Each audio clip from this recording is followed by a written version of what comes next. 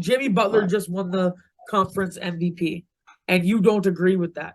Oh yeah, Caleb Martin should have won, man. So I forget what is it called, the conference MVP or conference finals MVP? Conference finals MVP. Conference finals MVP. Yeah. Okay. Explain why you think. Listen, don't get me wrong. Caleb Martin's an incredible player. He's been nuts this playoffs. But why do you think he should have won that over Jimmy Butler? Well, let me get my phone. Where's my phone at so I can get these stats out? You talk. I'm getting my phone. All right. So for people have to understand, the conference finals MVP is for one game, not for the first, second, and third round. It's one game. And let's not act like Jimmy Butler was great this series. He wasn't. He was bad for more than half of the series. So if Jimmy Butler had a one good game previously, this wouldn't even go to 7. So Caleb Martin, on the other hand, he was good for majority of the season. I think he had like 5 good games. He didn't have any detrimental games like Jimmy Butler did, like in Game 6 or in Game 5. So yeah, for me, it's the consistency. Like, we can't give someone a conference finals MVP and you're only good for 3 games. That doesn't make any sense. So yeah, maybe. And by the way, he was close to winning.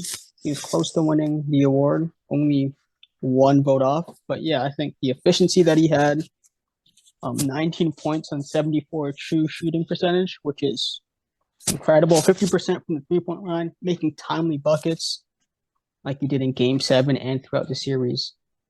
And Jimmy Butler, he wasn't good this series. Like, this was the Miami Heat role player. He wasn't as good as he normally is. I'll give him that. But Caleb Martin average, which first of all is impressive. It's a 10-point increase from his regular season averages, right? Mm-hmm. He got 19 and 6. But Jimmy Butler got 23, 7 and 5. Yeah, on due efficiency. And he was good if he was back for 4 straight games. And one of them, they were lucky that they were able to win because everybody else stepped up. Game 6, they would have won if he just had played better. Like, I don't see how you could give someone an MVP trophy for a series and you're not even good for majority of the games. Like, I don't get how that works, man. But I don't get how that works. Give me the guy that showed up game in and game out, was consistent with his production. Like, Jimmy's highs were higher than Caleb, but you gotta admit, that's the point, man. I'm looking at these stats. Like, he's been an incredible player, Jimmy Butler. This entire thing, he's played better than Caleb. The entire playoffs, yes, but this series, he wasn't that good. Like, it is what it is. Especially for his standards, he played worse than Tatum. Like, I don't. Hey, I said, shout out to Caleb Martin, shout out to Gabe Vincent, shout out to Max Strus, man. Shout out to Eric Spoelstra. They balled out. I want you to go to Basketball Reference and look at the stats. I've seen the stats. Yeah, I know you're looking at the stats right now. And they're not lying. The efficiency isn't good. And he was bad for 4 straight games. So, like, bro. We give an MVP trophy for being bad for majority of the season. How does that even make any sense? No, bro, you don't. He was good. You can't, he wasn't bad for 4 games. He was less consistent. He was less consistent. I'll give him that. He was less. He was not bad. Yes, he was. He was bad. He was bad in Game 6. He was bad in Game 5. Oh my God! You know what? Here's this. If Caleb Martin was really that good, then the Heat would have done better, regardless of Jimmy Butler playing bad or not. That doesn't make any sense. Yes, it does. Yes, it does. Jimmy Butler playing good amplifies the team. That makes him a valuable player. That is the name of the award. Most valuable conference. Okay, I agree. He's the best player. Conference Finals MVP. He didn't play that good in the series. Like, I don't know what to tell people. Like, listen, man, when he played good, they won. So why didn't he play good Why didn't he play good after? When he played good, he amplified his team, and that's what caused him to win the series. When Caleb Martin played good in Game 6, and consistently, in Game 5. Cool. Yeah. Caleb Martin played good in Game 4, 5, and 6. Did they win those games? And 3, he played really good in Game 3 too. Did he win those? Did they win 4, 5, and 6? No, they didn't. No, they Jimmy didn't. Butler. So Jimmy Butler, yes, right? And I'll admit, he was less consistent. He wasn't as good in those games. I'll admit that. Oh, but yeah, and, for him to perform good and that to reflect on his team shows why he is the most valuable player on that squad.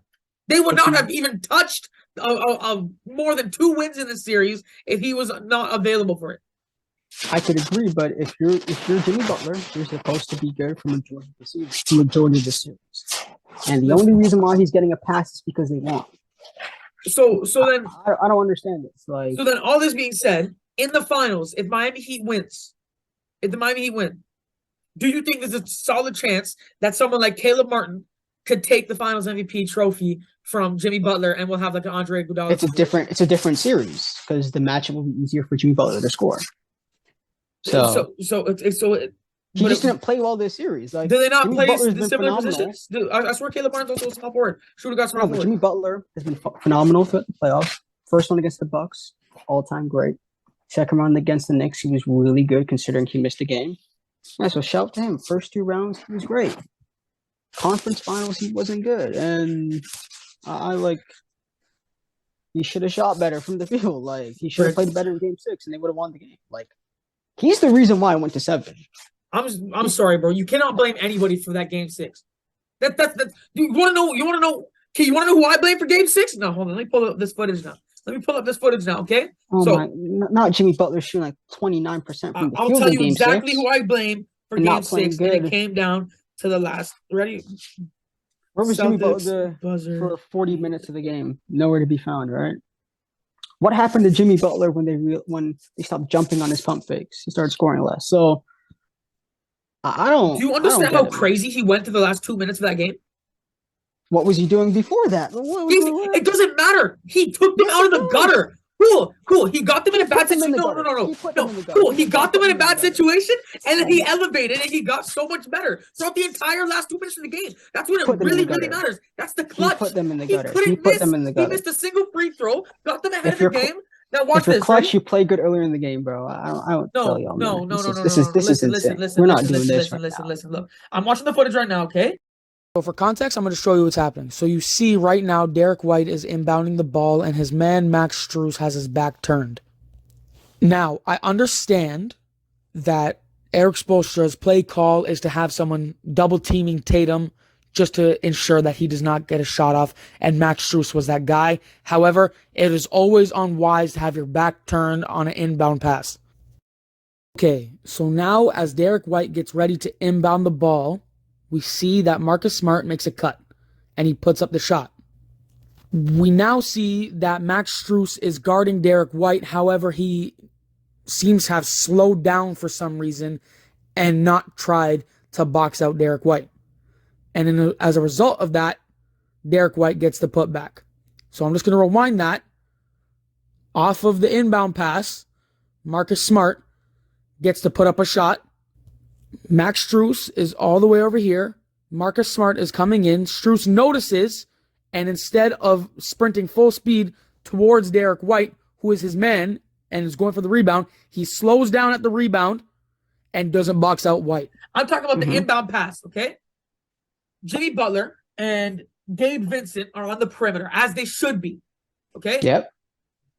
Derek White is inbounding, and Strus, is his first name Max? Max Strus? Yeah, Max Strus, yeah. Okay, so Max Strus is supposed to be guarding the inbounder. He has his back turned, right? His back is turned right now. The inbounder is not being guarded, okay? They're pretty much double-teaming Tatum. Smart gets a shot up.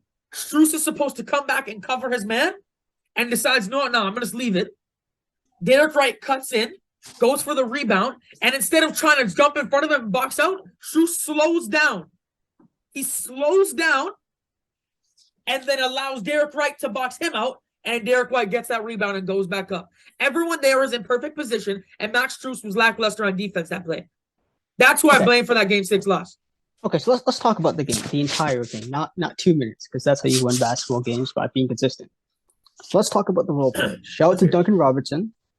He had 13 points, 50% from the 3-point line. Horrible in the last 2 minutes. Shout out to Caleb Martin, who was actually really good. Shout out to Gabe Vincent, who was really good. Yes. Now let's talk about their best 2 players. Bam Adebayo. 3 for 16 for the entire game. Is that good? No, it's not. Bam Adebayo played horribly that game.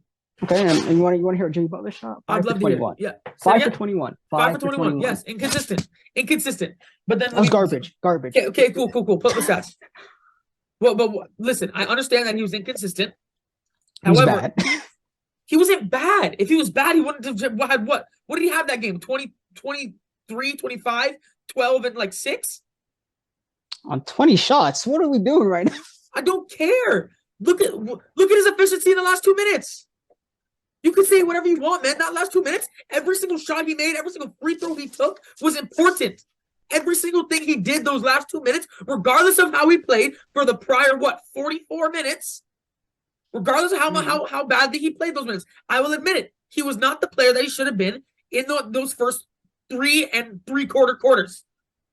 But in that last 2 minutes, when it came down to it, he put Miami on his back. He went insane, and there's nothing that he could have done to stop what happened with Derek White. That is Max Strus's fault. That is Max Strus's fault. The role players put Miami on their back, not Jimmy and Bam. I don't know what they were doing. Were the role players making buckets in the last minutes? Because last time I checked, I watched this thing live. Duncan Robinson, 2 wide open 3-point shots. I suck at shooting threes, and I would have made those. Okay. Where was Jimmy for 46 minutes? Where was Jimmy for 46 minutes? It doesn't matter. In the last 2 minutes, he put the team on his back. He got them the lead, and it was and because of those role players you love so much, they lost. If that role player, Duncan Robinson, made those threes, they would have won.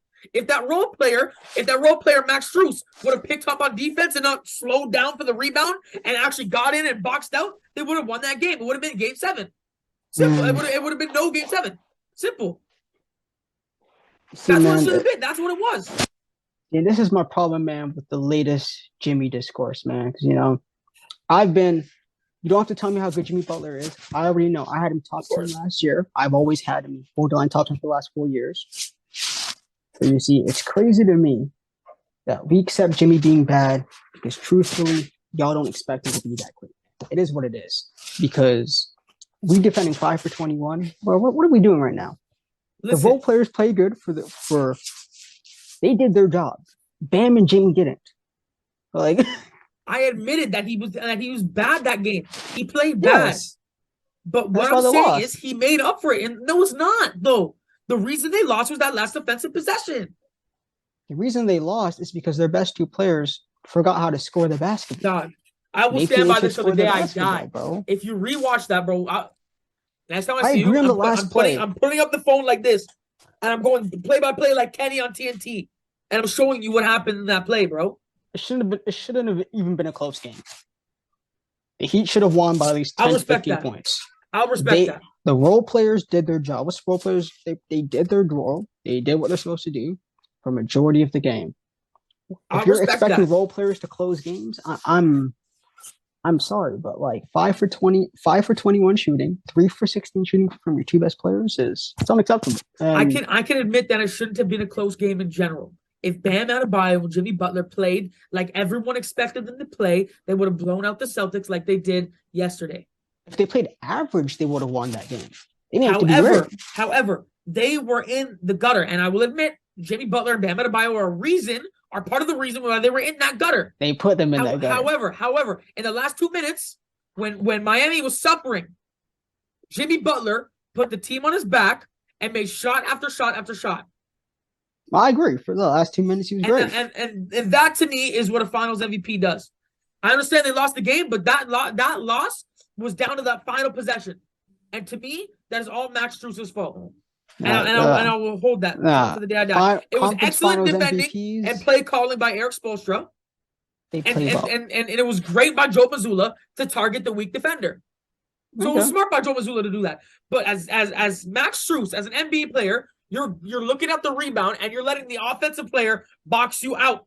The offensive player is boxing you out on your side of the court for a game-winning putback bucket.